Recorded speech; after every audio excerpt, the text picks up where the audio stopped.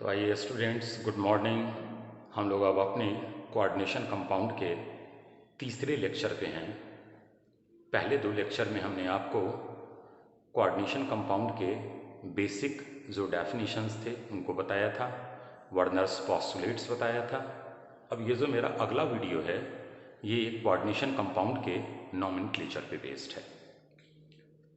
Earlier जैसे मैंने आपको वीडियो में बताया था कि कोऑर्डिनेशन कंपाउंड को तीन पार्ट में डिवाइड किया गया है: कैटियोनिक कॉम्प्लेक्स, एनियोनिक कॉम्प्लेक्स और न्यूट्रल कॉम्प्लेक्स। तो जब हम इनकी नेमिंग कर रहे होते हैं तो यहाँ अगर आप देख रहे होइएगा तो टॉपिक का नाम है नॉमेनक्लेचर ऑफ कोऑर्डिनेशन कंपाउंड्स। इसमें हमारा पहला टाइप है कैटियोनिक कॉम्प्लेक्स। वैसे जो कैटियोनिक कॉम्प्लेक्स का रूल होता है बिल्कुल वही रूल एनियोनिक न्यूट्रल कॉम्प्लेक्स का भी होता है, सिर्फ हमारे एनियोनिक कॉम्प्लेक्स में रूल्स थोड़ा सा चेंज होता है। तो आइए हम लोग आगे बढ़े। Nomenclature of complex compound. तो सबसे पहली चीज़ नॉमेनक्लेचर का रूल पहले आप केयरफुली सुनिएगा, फिर इन नेम को हम समझाएंगे कि हमने ये नेमिंग कैसे किया है इनका। तो बोलता है कि अगर आप कैटियोनिक कॉम्प्लेक्स या न्यूट्रल कॉम्प्लेक्स की नेमिंग कर रहे हो, अगर कोई कॉम्प्लेक्स कैटियोनिक है तो उसका आयोनाइजेबल पार्ट राइट हैंड पे आएगा, न्यूट्रल है तो आयोनाइजेबल पार्ट नहीं होगा। तो मतलब पहली चीज आपको स्क्वायर ब्रैकेट दिखेगा, मतलब complex entity, complex sphere. Ionisable part या तो आपको बाद में दिखना है और अगर न्यूट्रल है तो दिखना ही नहीं है। तो हम सबसे पहले इस सेगमेंट की नेमिंग करेंगे, उसके बाद इसका नेम करेंगे। अब अगर इसका आप नेम कर रहे हो कॉम्प्लेक्स स्फीयर का, तो इसमें भी बोलता है कि लिगेंड्स का नेम पहले आना चाहिए, फर्स्ट लिगेंड्स के नेम आने चाहिए। जैसे देखिए, अगर आप देखिएगा तो हमने अर्लियर बताया हुआ है कि NH3 न्यूट्रल लिगेंड्स है और इसका नाम अमीन होता है। ये 6 बार है, तो देखिएगा हेक्सा अमीन। तो अगर कॉम्प्लेक्स एंटिटी पहले आ रहा है तो लिगेंड्स की नेमिंग को पहले करना है। अब बोलता है कि अगर लिगेंड्स दो या दो से ज़्यादा काइंड्स के हैं तो उनकी नेमिंग के लिए आपको अल्फ़ाबेटिकल ऑर्डर देखना होता है। अल्फ़ाबेटिकल ऑर्डर में जब आप लिगेंड्स को अरेंज कर रहे हो तो वो जितनी बार हैं उन नंबर्स को अल्फ़ाबेटिकल ऑर्डर में काउंट नहीं करना है। जैसे अगर कोई लिगेंड्स 2 बार है तो उसके लिए डाई आएगा, कोई लिगेंड्स 3 बार है तो उसके लिए ट्राई आएगा। तो अल्फ़ाबेटिकल ऑर्डर में डी और टी कॉन्सिडर नहीं करना है। मतलब इन अल्फ़ाबेटिकल ऑर्डर जो फर्स्ट लेटर लिगेंड्स का है सिर्फ उसे ही कॉन्सिडर करना होता है। सेकेंड एक एग्जाम्पल पे आइए जरा देखा जाए। यहाँ पर 3 डिफरेंट तरीके के लिगेंड्स हैं: अमीन, एक्वा, क्लोरो। ये लिगेंड्स हैं, बाहर वाला आयोनाइजेबल पार्ट है। तो अगर आप देखिएगा तो अमीन और एक्वा दोनों का पहला लेटर अल्फ़ाबेटिकल सीक्वेंस नहीं बता पा रहा है, तो हम सेकेंड लेटर पे आ रहे हैं। तो अमीन का सेकेंड लेटर M है और एक्वा का सेकेंड लेटर Q है, तो M पहले आ रहा होगा, इसलिए हमने अमीन पहले लिखा है। तो अब जरा नेम देखिएगा, 4 बार अमीन है तो टेट्रा अमीन। एक्वा सिर्फ 1 बार है, एक्वा क्लोरो। तो क्या हमने बोला, जरा एक बार अगेन केयर कीजिएगा कि अगर आपका कैटियोनिक कॉम्प्लेक्स है या न्यूट्रल कॉम्प्लेक्स है तो उनमें लिगेंड्स की नेम पहले की जाती है। अगर लिगेंड्स एक ही तरीके का है तो वो जितनी बार हैं वो आप इंडिकेट करें। जैसे यहाँ 6 बार अमीन है तो आपने लिखा है हेक्सा अमीन। अब 2 या 2 से ज़्यादा काइंड ऑफ लिगेंड्स अगर प्रेजेंट हैं तो उनमें अल्फ़ाबेटिकल ऑर्डर कॉन्सीडर करना है। अल्फ़ाबेटिकल ऑर्डर कॉन्सीडर करने में अगर पहला लेटर आइडिया दे पाने में अनेबल हैं तो आप सेकेंड लेटर को देखिए। अगर सेकेंड लेटर भी आइडिया नहीं दे रहा है तो फिर आप थर्ड लेटर को देखिए, जैसे हमने इस एग्जाम्पल में बताया। अब लिगेंड्स के रिगार्डिंग ही एक और रूल बता रहे हैं कि अगर लिगेंड्स की नेमिंग में खुद न्यूमेरिकल प्रीफिक्स आ रहा हो, एग्जाम्पल से समझिएगा। जैसे EN, अगर ईएन का आप पूरा नाम बोलो तो इथेन 1,2 डाई अमीन, ऑलरेडी डाई लिगेंड्स की नेम में ही आ रहा है। तब अगर ये 2 बार प्रेजेंट है तो हम डाई फिर यूज नहीं करेंगे। अगर ये 2 बार प्रेजेंट है तब इसके लिए बिस यूज करेंगे, 3 बार प्रेजेंट है तो ट्रिस यूज करेंगे, 4 बार प्रेजेंट है तो टेट्रा किस यूज करेंगे, एक्सेट्रा। तो आइए जरा लिगेंड्स के रिगार्डिंग एक बार हम आपको फिर कॉन्सेप्ट बता दें। अगर कैटियोनिक कॉम्प्लेक्स है या न्यूट्रल हमारा कॉम्प्लेक्स है तो लिगेंड्स की नेमिंग फर्स्ट होती है। लिगेंड्स की नेमिंग में अल्फाबेटिकल ऑर्डर देखा जाता है। अल्फाबेटिकल ऑर्डर में सिर्फ लिगेंड्स के जो नेम हैं उनके अल्फाबेट को कंसीडर किया जाता है, वो कितनी बार हैं उनके अल्फाबेट्स कंसिडरेबल नहीं होंगे।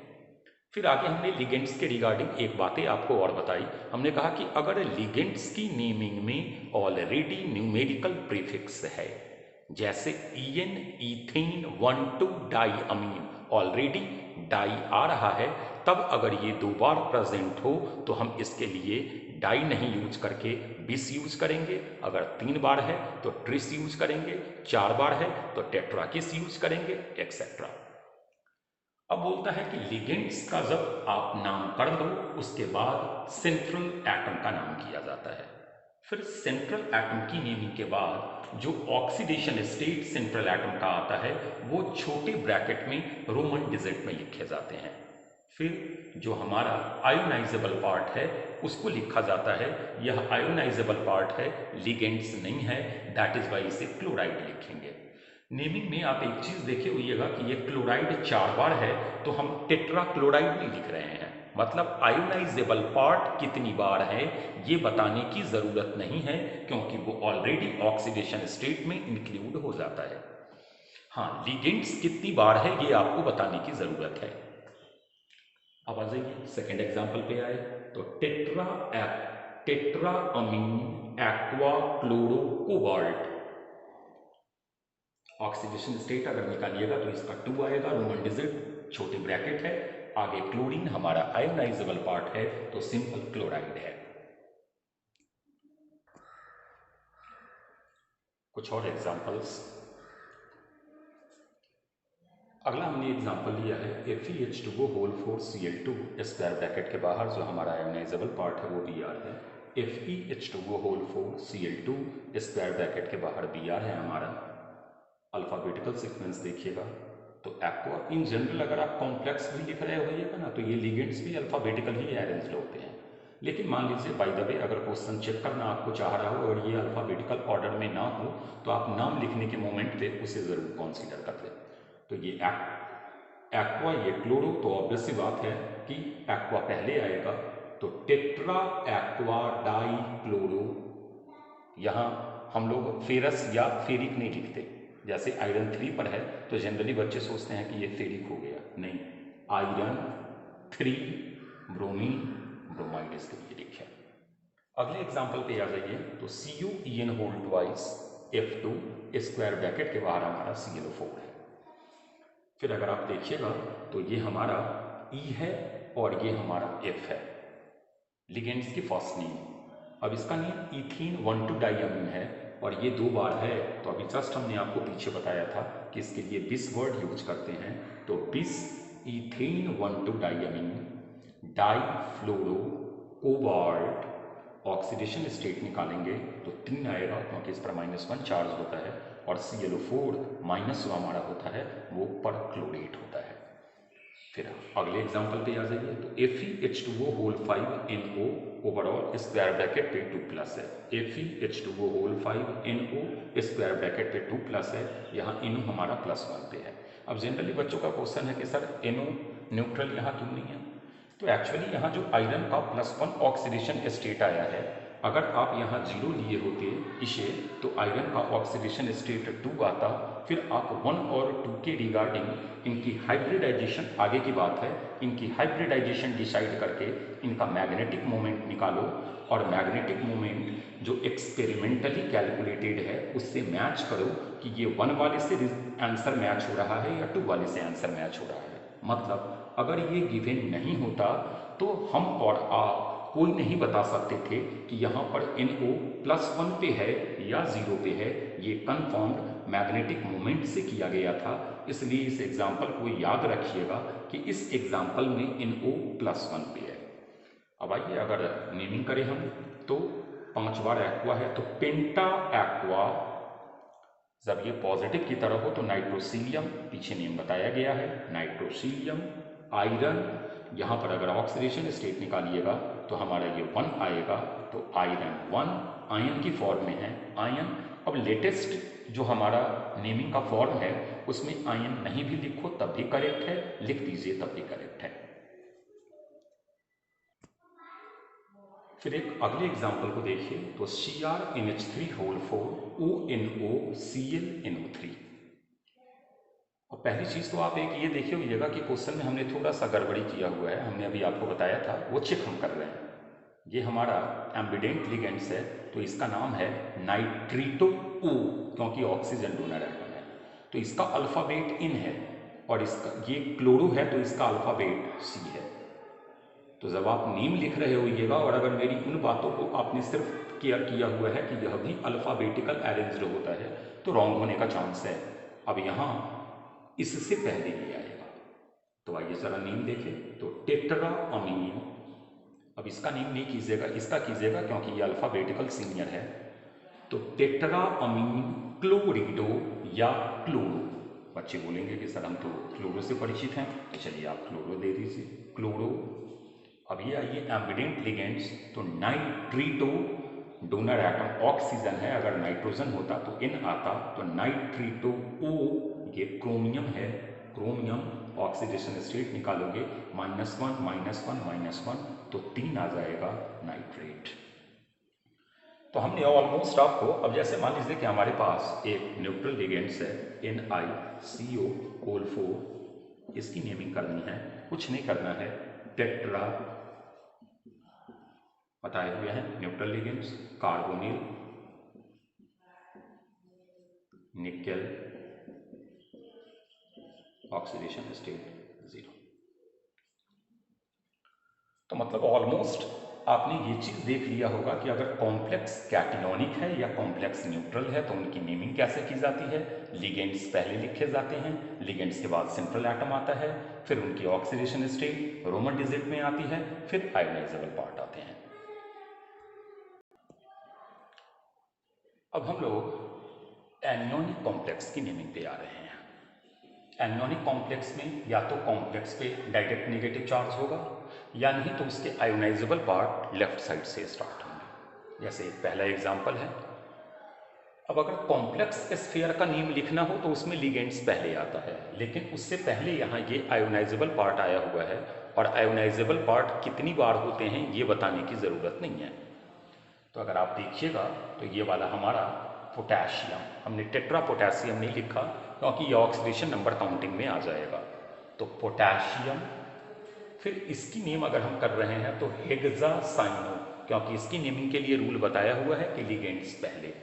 सिर्फ एक चीज़ आप देख रहे होइएगा कि सेंट्रल एटम में 8 वर्ड लगा है, फेरेट ऑक्सीडेशन स्टेट हमने लगाया 2 आ गया। तो रूल ज़रा सुनिएगा, एनियोनिक कॉम्प्लेक्स की अगर आप नेमिंग कर रहे हो तो रूल्स सारे ऐसे ही होते हैं एज इट इज़, सिर्फ सेंट्रल एटम में 8 लगाया जाता है। जैसे अगर सेंट्रल एटम Fe आयरन है तो हम लोग फेरेट लगाते हैं, अगर सेंट्रल एटम Zn है तो जिंकेट लगाते हैं, अगर सेंट्रल एटम Cu है तो क्यूपरेट लगाते हैं, अगर सेंट्रल एटम Hg है तो मर्क्यूरेट लगाते हैं, अगर सेंट्रल एटम Au है तो ऑरेट लगाते हैं, अगर सेंट्रल एटम Ag है तो अर्जेंटेट लगाते हैं, अगर सेंट्रल एटम मान लीजिए हमारा Pb है तो प्लम्बेट लगाते हैं, एक्सेट्रा। फिर आ जाइए हम एक सेकेंड एग्जाम्पल पे आते हैं, तो K3Cr2O4 होल थ्राइस पढ़े हुए हैं कि ये लिगेंड्स में ऑक्सिलेटाइन होता है। तो पहले पोटेशियम, ट्राई पोटेशियम नहीं देंगे, ये ऑक्सीडेशन नंबर में आ जाएगा, पोटेशियम ट्राई ऑक्सिलेटो। अब यहाँ ट्रिस नहीं लगना है क्योंकि ऑक्सिलेटो के नेम में कोई न्यूमेरिकल प्रीफिक्स नहीं आया हुआ है, तो ट्राई ऑक्सिलेटो। अभी हमने बताया था क्रोमेट ऑक्सीडेशन स्टेट निकाला 3 आ गया। फिर अगला हमारा एक एग्जाम्पल है, हमारा एनियोनिक कॉम्प्लेक्स ही है, तो पोटेशियम पेंटासाइनो एम्बिडेंट लिगेंड से अगर नाइट्रोजन डोनर एटम होता तो आइसोसाइनो आता, तो पेंटासाइनो अल्फाबेटिकल एटम्स है, यहाँ पर इनको 0 ऑक्सीडेशन स्टेट पे होता है। हमने पहले ही कहा था कि यह चीज़ मैग्नेटिक मोमेंट से कंफर्म की जाती है, मतलब इस एग्जाम्पल में इनको न्यूट्रल है, ये आपको याद रखना होगा। तो पेंटासाइनो नाइट्रोसिल, फिर ये Fe है, तो फेरेट ऑक्सीडेशन स्टेट निकालेंगे तो इसका 2 आएगा। अब हम एक अगले एग्जाम्पल पे आए हैं, तो CrH2O whole 4 Cl2 square bracket के बाहर है Cl.2H2O। थोड़ा इंटरेस्टिंग एग्जाम्पल है, समझिएगा। पहली चीज़ तो अगर आप देखिएगा तो यह इसका ionisable part right hand side पे है, मतलब कॉम्प्लेक्स पे पॉजिटिव चार्ज आएगा, तो यहाँ क्रोमेट नहीं लगना है। दूसरी बात, एक चीज़ क्या है कि यह जो आयोनाइजेबल पार्ट में है इसके ऑक्सीडेशन स्टेट 0 होते हैं, तो ये ऑक्सीडेशन स्टेट निकालने के मोमेंट पे 2 वाटर है, यह आइडिया नहीं देगा। तो इसलिए आपको यहाँ बताना होगा 2 वाटर या डाइहाइड्रेट्स। जैसे ये क्लोरीन है, इसकी ऑक्सीडेशन नंबर -1 है, तो आप जब ऑक्सीडेशन स्टेट निकाल रहे होगे उसमें आपको, क्योंकि ये 2 क्लोरीन आप मेंशन किए हुए हो, तो अगर तब भी ऑक्सीडेशन स्टेट 3 आ रहा है तो इसका मतलब है कि क्लोरीन 1 बार होगा, लेकिन वाटर तो न्यूट्रल है, तो ये 2 बार है, 3 बार है, 4 बार है, ये तो ऑक्सीडेशन स्टेट आइडिया देगा नहीं।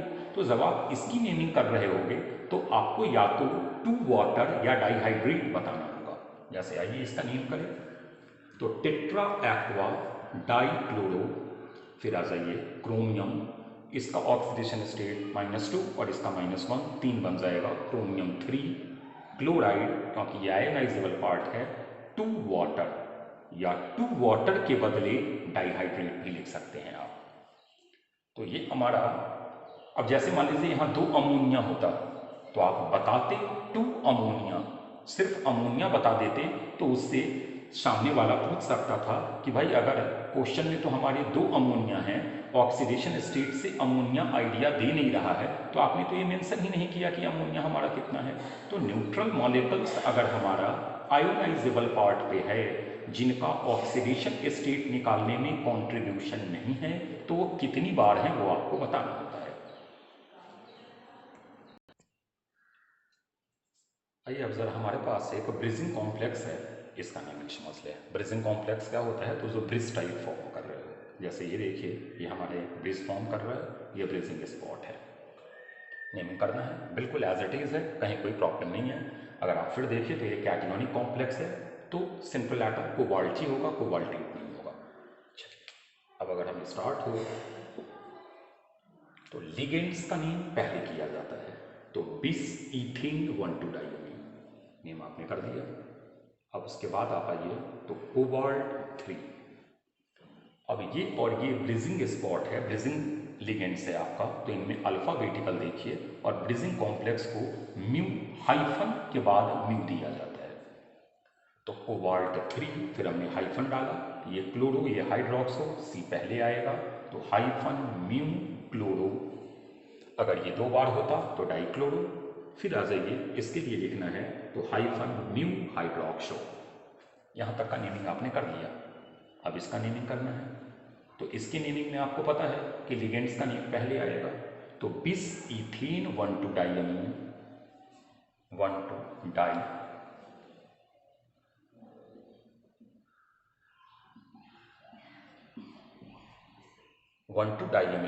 फिर आ जाइए तो कोबाल्ट ऑक्सीडेशन स्टेट कैलकुलेट करना अर्लियर बताया हुआ है 3, ये आयोनाइजेबल पार्ट है सल्फेट। अब हम एक अगले एग्जाम्पल की तरफ आए हैं, इसमें अगर आप देखिएगा तो 2 स्क्वायर ब्रैकेट प्रेजेंट हैं। आइए जरा इसे देखा जाए, क्रोमियम 3 पर, कोबाल्ट 3 पर, ये हमारा न्यूट्रल लिगेंड्स होता है, इसका मतलब है कि इस कॉम्प्लेक्स पे +3 चार्ज आया होगा, मतलब ये आपका कैटियोनिक कॉम्प्लेक्स है। फिर आ जाइए कोबाल्ट पे 3 है और साइनाइड -1 होता है, तो -1 × 6, तो ये +3 और ये -6, तो ये हमारा -3 हो जाएगा। मतलब ये कैटियोनिक कॉम्प्लेक्स, ये एनियोनिक कॉम्प्लेक्स। इट मीन्स कि अगर एक ही बार में हमारा कैटियोनिक और एनियोनिक दोनों हो तो उसकी नेमिंग कैसे करेंगे, कहीं कोई प्रॉब्लम नहीं है। आइए पहले इसकी नेम करें। लिगेंड्स का नेम पहले तो hexaammine chromium 3, hexaammine chromium 3, hexacyano ambident ligands है, कार्बन डोनर है, तो हेक्सासाइनो कोबाल्टेट 3। फिर से एक बार नेम रिपीट कर दे, सुनिएगा। हेक्साअमीन क्रोमियम 3, हेक्सासाइनो कोबाल्टेट 3। अब भाई ये हमारा टॉपिक थोड़ा चेंज हो गया। हमने कहा कि अगर नाम गिवन हो तो हम फॉर्मूला कैसे लिखते हैं। पहला हमने एग्जांपल लिया है डाइअमीन सिल्वर 1 क्लोराइड, हमें इसका फॉर्मूला लिखना है। तो आइए ठीक है, ये तो नेम से ही क्लियर है कि यह आयोनाइजेबल पार्ट है। क्लोराइड कितनी बार होगा नहीं पता है, एक्स। सेंट्रल एटम एजी डाइअमीन NH3 होल ट्वाइस। डाइअमीन दो बार अमीन आ गया, सिल्वर क्लोराइड आयोनाइजेबल पार्ट कितनी बार नहीं पता है, एक्स हमने लिख लिया। अब एजी का ऑक्सीडेशन स्टेट 1 दे दिया है, अब एक्स की वैल्यू निकालनी है। तो आइए 1 plus 2 into 0 ammonia neutral ligands plus chlorine पे -1 charge into x, this implies x is equal to 1। मतलब फॉर्मूला जो हमारा बना वो बना एजी NH3 होल ट्वाइस Cl। अभी एक दो और एग्जांपल देख रहे हैं इस पर। भाई ये हमारे पास ये एक सेकेंड एग्जांपल है टेट्रा एक्वा ऑक्सलेटो आयरन 3 सल्फेट। अब ऐसी बात है सल्फेट हमारा आयोनाइजेबल पार्ट होगा, तो SO4 कितनी बार है नहीं पता है, एक्स डाल दिया। यहाँ आ जाइए तो हमारा सेंट्रल एटम आयरन है, टेट्रा एक्वा 4 बार और C2O4 ऑक्सलेटो मोनो है, बाकी कहीं डाई वाई वर्ड यूज नहीं है। तो आइए कैलकुलेट करते हैं। इसका 3 दे दिया है ऑक्सीडेशन नंबर, ये कितनी बार है नहीं पता है, तो निकाले ज़रा। तो 3 plus 4 into 0 plus oxalate -2 into 1 plus is equal to या plus -2 into x, net charge 0, this implies. आइए निकाला जाए तो 3 और ये हमारा आ गया -2 is equal to 2x, this implies x is equal to 1/2। Calculation एक बार देख ले तो 3 प्लस 4 इंटू 0 ऑक्सलेट -2 एक बार है तो इंटू 1, सल्फेट -2 इंटू एक्स बराबर 0, एक्स बराबर हाफ आ गया, तो हम एक्स की जगह हाफ पुट करते हैं। तो आ गया हमारा FeH2O whole 4 C2O4 SO4 to the power half. पता है आपको फॉर्मूला कभी फ्रैक्शनल नहीं होते, तो ये 2 इस साइड मल्टीप्लाई हो जाएगा।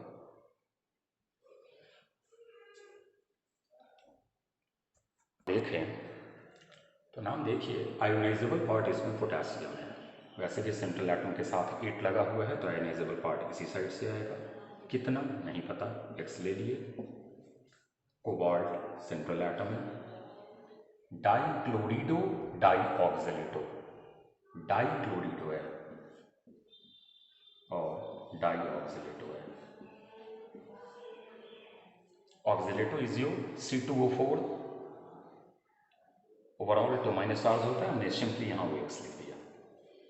तो आइए कैलकुलेट करते हैं। तो 1 इंटू एक्स प्लस कोबाल्ट 3 पर गिवन है plus 3 plus -1 into 2 plus oxalate -2 into 2 is equal to 0। Calculate करें तो x ये हमारा आ गया -3,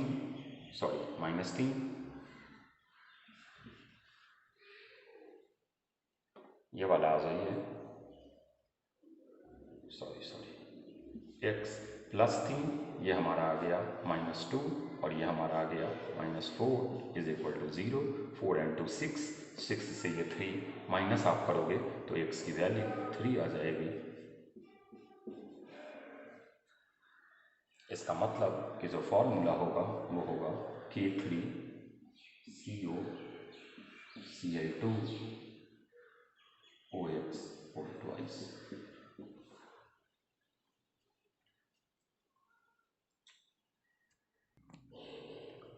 भाई ये लास्ट दो एग्जाम्पल देख रहे हैं, इसमें हमने आयोनाइजेबल पार्ट हटाकर आयन दे दिया है।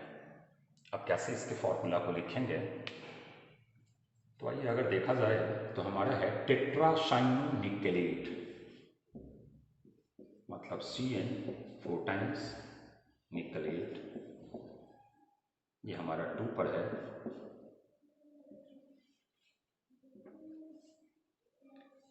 आयोनाइजेबल पार्ट तो है नहीं, तो हम लोग ले लेते हैं कि इस पर चार्ज x है।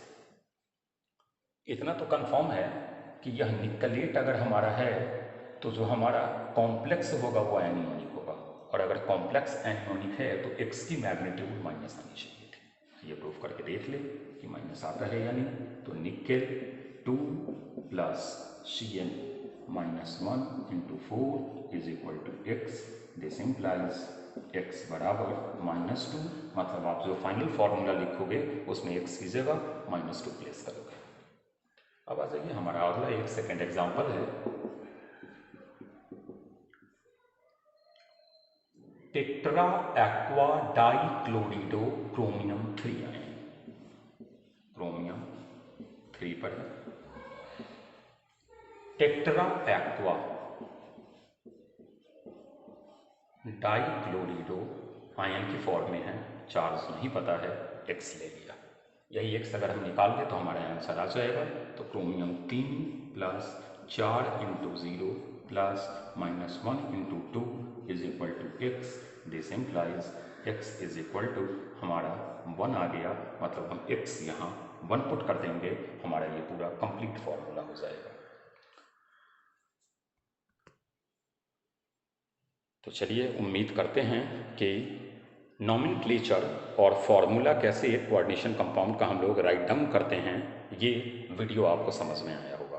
अब हम लोग जो इसके अगले वीडियो आएंगे उसमें एक बहुत ही इम्पॉर्टेंट सेगमेंट हमारा कोऑर्डिनेशन कंपाउंड का है, आइसोमेरिज्म, उसे समझाने की कोशिश करेंगे। Thank you.